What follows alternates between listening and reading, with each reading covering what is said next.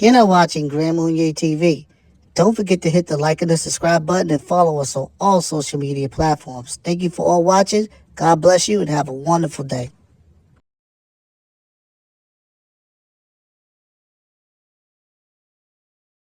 This channel does not promote or encourage any illegal activities. All contents provided by this channel is meant for educational purposes. Florida Republican Governor Ron DeSantis, a governor who was elected in 2018, and personally myself, from the year 2018 to about 2021, I honestly supported Governor Ron DeSantis.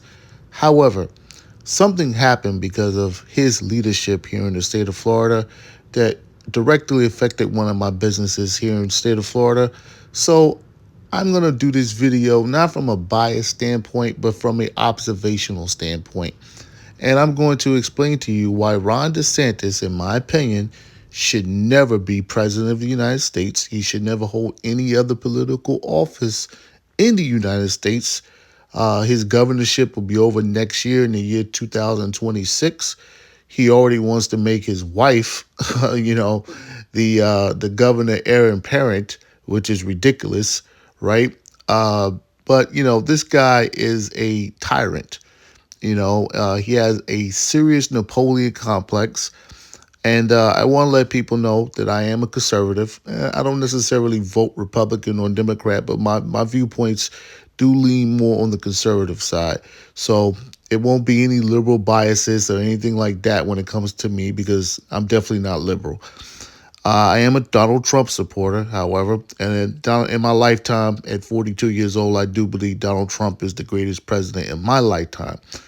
But this video is about exposing Governor Ron DeSantis and why I think that Governor Ron DeSantis should never be president of the United States of America.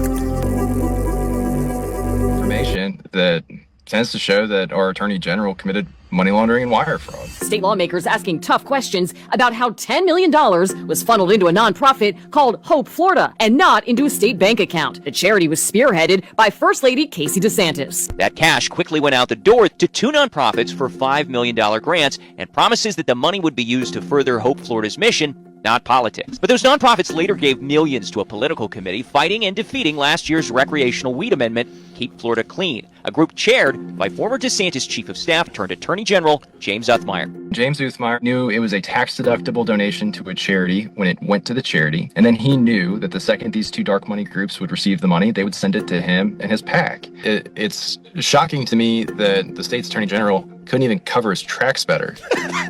The guy can't even crime right. I mean, you'd hope that the attorney general would be able to cover up his criming a little bit more efficiently. We've invited Jeff Aaron, another lawyer at the center of this, who was the attorney for the Hope Florida Foundation, to come next week and explain himself. And we invited those two dark money groups, the Secure Florida's Future and Save Our Society from Drugs, to come next week and explain themselves to the committee.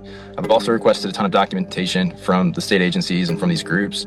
If I don't get them, we'll probably send subpoenas next week just to require the documents to be produced. The governor, Ron DeSantis, has been forced into responding to this. This is a manufactured hoax. None of these Republican leaders got elected on the platform that they were going to launch baseless attacks against the governor and first lady. Shame on you in the Florida House and your terrible behavior and leadership. Governor DeSantis has been acting more kind of manic and emotional and erratic as the weeks progress. It's almost tough not to feel sorry for him. He's exposing himself as a terrible manager. Depending on what you find next, where do you think this should go? I think that the U.S. Attorney for the Northern District of Florida should be concerned about the misuse of Medicaid money and the wire fraud and money laundering that's been uncovered. If I'm a federal prosecutor, I'm building a RICO case right now, and James Uthmire and the other attorney, Jeff Aaron, are at the center of it. Governor Ron DeSantis believes in his mind that he is the end-all, be-all of the state of Florida. Ron DeSantis believes that Florida is a very attractive place to live because of him. And it's just not true. It's because of the policies that Jeb Bush passed years ago because of the policies that Senator Rick Scott passed years ago when he was governor. And I'll even go back to the time when Lawton Childs was the governor of the state of Florida, and he was a Democrat, okay? But our state is a beautiful state, first of all. It has nice warm weather.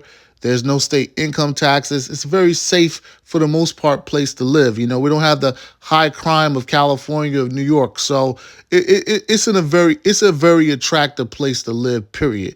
And it has nothing to do with Ron DeSantis. But that's just how arrogant this little fella is, right? You know, he has a very Napoleonic complex, which I'll get into more of that in this video very, very soon. But this guy really believes that he can lead the governorship, right? He's probably going to try to run for president in 2028, but I don't think he has a shot in hell. I think he'll never be president. I believe Ron DeSantis is fake Trump, and nobody wants fake Trump. People want real Trump. I believe J.D. Vance has a better shot than him. I believe Byron Donalds in the future has a better shot than him.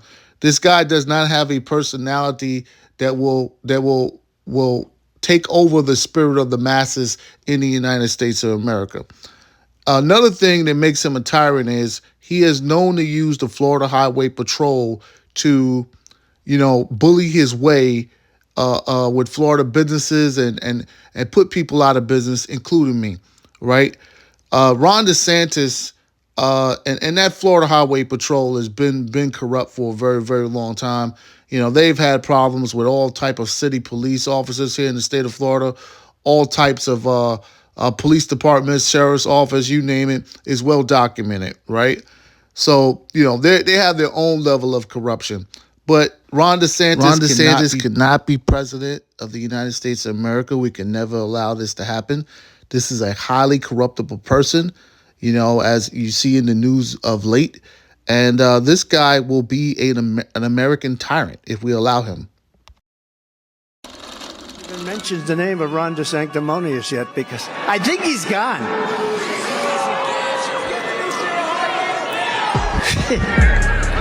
You didn't say that. No, he does not wear high heels, okay? He does not wear high heels. All right, maybe he does.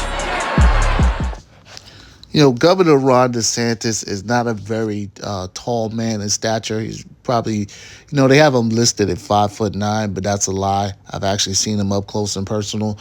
Ron DeSantis is about 5'8", 5'7", and that's being very generous. In my opinion, and a lot of people's opinion, Ron DeSantis has a deep-rooted Napoleonic complex. And just like Napoleon Bonaparte, he feels the need to be more aggressive in politics. And I believe, in my opinion, he has actually turned a lot of people off politically about him. The Republican voter base is typically limited government and free market capitalism. And I believe he is a tyrant just like Napoleon as well.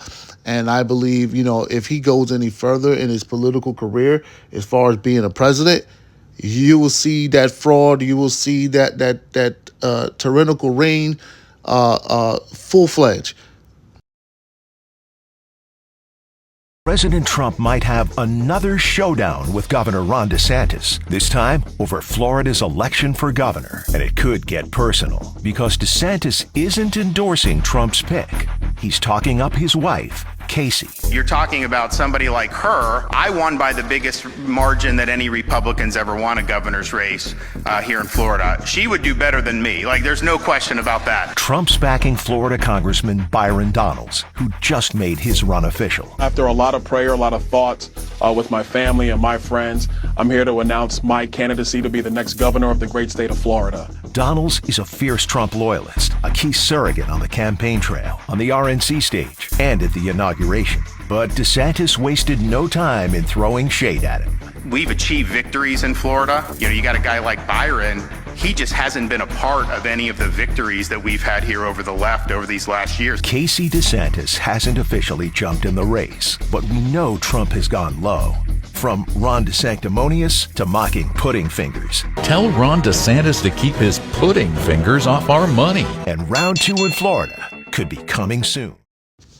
How arrogant and how pompous do you have to be to believe that your wife, just because she is your wife, right, deserves to be the next governor, the heir apparent of the state of Florida, just because she is your wife. And this is what I mean by the mind of a tyrant. You know, tyranny will follow this guy if you ever elect him to be president of the United States of America. He believes that his wife, just because she is his wife, deserves to be the next governor of the state of Florida. You have to be a serious narcissist in order to believe that. And as you can see in the news of late, you know, all type of scandal is coming out on them, you know, where, you know, I believe they're being audited right now by the federal government. And it's because, you know, this guy does not know how to make friends. You know, he doesn't have any allies, and he turns people off. You know, I don't think he's a viable candidate to ever be president, but just in case, you know, the United States of America loses its mind, this guy will doom us all. The state of Florida learned that they had been overbilled on Medicaid payments to the tune of about $67 million by a company called Centene. Centene had settled these types of lawsuits and claims against a dozen other states around the country, and it paid out almost $1 billion. Florida's cut was going to be $67 million. So that money was supposed to be returned to the Florida taxpayers, some of it even going back to the federal government because it's Medicaid money. But instead of returning the $67 million, the DeSantis administration negotiated with Centene to have them only send $57 million back to taxpayers and instead secretly send $10 million to something called the Hope Florida Foundation. The Hope Florida Foundation is this foundation that was created to support Casey DeSantis' signature program, which is Hope Florida, a program intended to try to get poor people off of government assistance and help them find private charities and churches to supplant what government does. So it's a good cause, but the money never even went to that purpose. The $10 million that then got transferred from Centene to Hope Florida Foundation within days was then routed to 2 political committees and then to a 3rd political committee that was under the control of Ron DeSantis' then chief of staff, James Othmeyer, to be used in the anti-marijuana You're now watching campaign. Grand Mounier TV. Don't forget to hit the like and the subscribe button and follow us on all social media platforms. Thank you for all watching. God bless you and have a wonderful day.